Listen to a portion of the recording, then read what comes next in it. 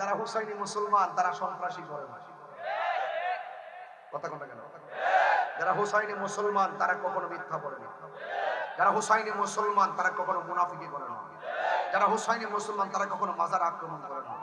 যারা হুসাইনি মুসলমান তারা কখনো মাজারের গরু ছাগল লুটপাট করে না। যারা হুসাইনি মুসলমান তারা কখনো মাজারে অগ্নি সংযোগ করে না।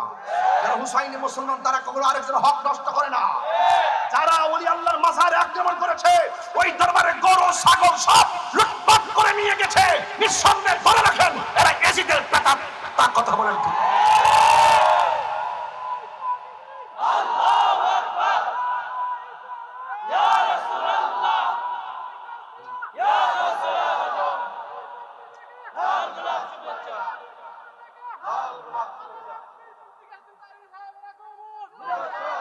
আমরা কি ভুলে গেলাম শাহজালালের নাম?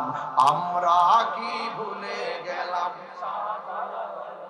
গরু গোবিন্দ পলাইয়া গেল, গরু গোবিন্দ পরাজিত হলো, শুনিয়া যাহার নাম।